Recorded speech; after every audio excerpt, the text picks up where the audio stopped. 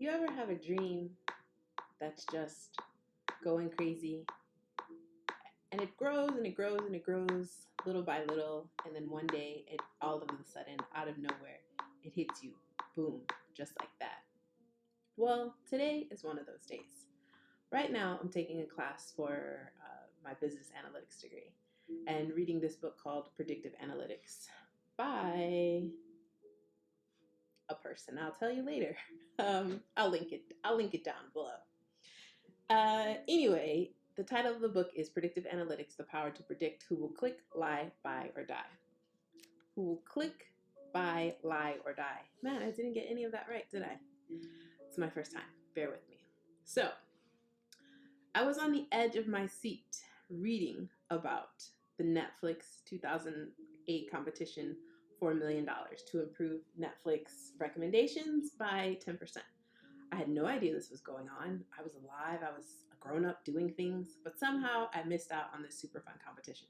Not that I would have participated, but the leaderboard, oh my gosh, sounds so exciting. So I'm just going to read you a little snippet. I hope this is okay. I'm still, like I said, learning all the rules, but I almost couldn't finish reading the chapter, my assignment right now.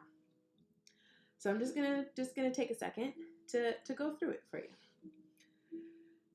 In 2008, the pair of Montrealers launched a mission to win the $1 million Netflix prize, the most high-profile analytical competition of its time. There was a long journey, different teams from around the world, academics, random people in their garage, just a big competition. This went on for a long time, and no one could really understand what was going to happen, right? So we're going to get to the good stuff. I recommend that you read the book, but it's mostly about how crowdsourcing and cooperative understanding and learning can really make a big difference in a competition especially when you're doing a form of ensembling. So, sorry, just give me a second. Where did it go? Okay, so here we go. This is the exciting part. Here's where the power of advanced analytics began. Combining two or more sophisticated predictive models is simple. Just apply predictive modeling to learn how to combine them. Learning on top of learning. Meta-learning. Like, I know learning seems weird, but meta-learning sounds super exciting, like some weird cyborg type situation. It's an ensemble of two predictive models. Therefore, competitors turned into collaborators with two distinct, intricate models that have been developed in very different ways that don't necessarily need to work that hard to combine them. Instead of digging in and thinking to compare and contrast their theories, they let predictive modeling do the blending. They trained a new model that sits above the two existing models like a manager. This new ensemble model then considers both model predictions on a case-by-case basis. For the Netflix prize, the dynamics of the gameplay had changed, triggering a new flurry of merging and blending as teams consolidated, rolling up into bigger and better competitors.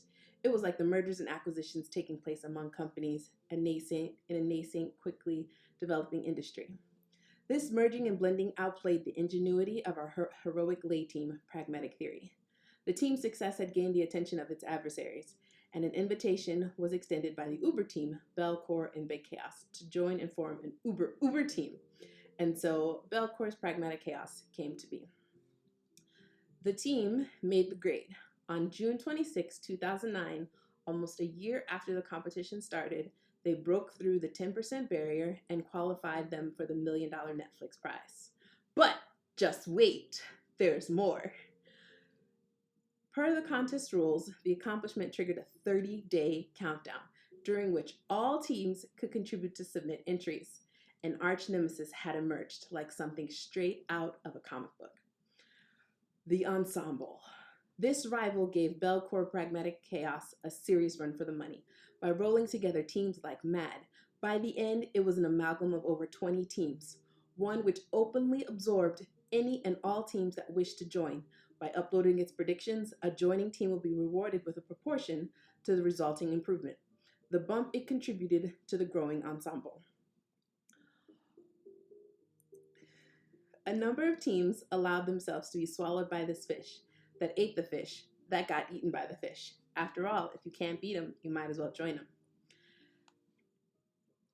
Although the combined efforts originally were only 3 teams, Belcour's Pragmatic Chaos rallied to compete against this growing force.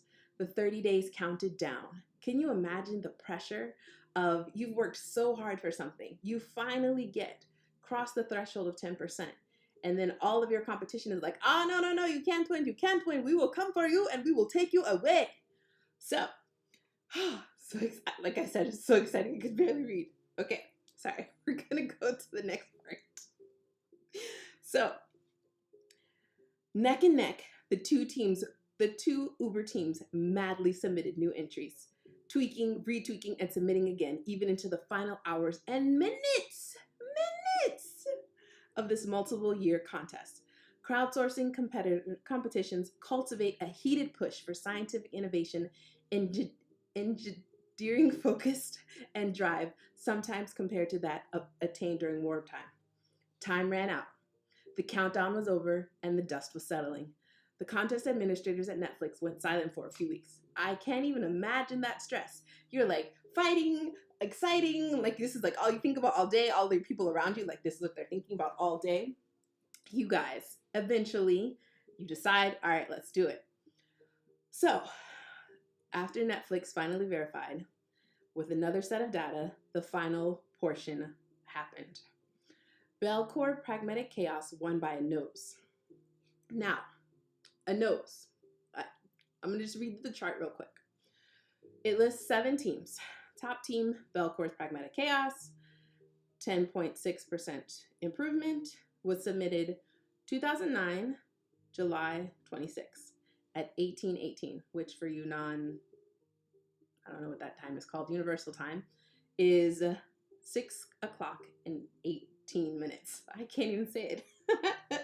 The second place was the Ensemble, who is the team that was an amalgamation of over 20 teams, which was just basically a big group, a combination of over 20 teams. They came in 2009, July 26 at 6:38 p.m. 20-minute difference. 20 minutes! And then the other teams had varying times, but they didn't cross over the 10% threshold. So their results are not important, but they're just for this part of the story. Like I said, you should read the book because it's really exciting. So, the performance was so close that it was considered a quantitative tie in accord with the contest posted rules. Because of this, the determining factor was which of the tied entries had been submitted first. At the very end of a multiple year competition, Belcour's Pragmatic Chaos had uploaded its winning entry just 20 minutes before the Ensemble. The winning team received the cash, and the other teams received nothing. Netflix CEO Reed Hastings reflected that 20 minutes was worth $1 million. Now, this book was published and revamped. It wasn't yesterday. But this competition happened about 15 years ago, and data has only grown since then. We're using more and more data in our everyday lives, and it's just like stores and stores. So the competition sector is really growing and increasing, and I've never been so on the edge of my seat for the results of a scientific finding. So I've always been interested in analytics. I've always thought it was cool and entertaining. So I suggest that you take a look at the book that's in your Nook and just go check it out. Yeah. So hopefully this is somewhat entertaining. That's my goal. Talk to you guys later. Bye. This is what Bree was captivated by this week.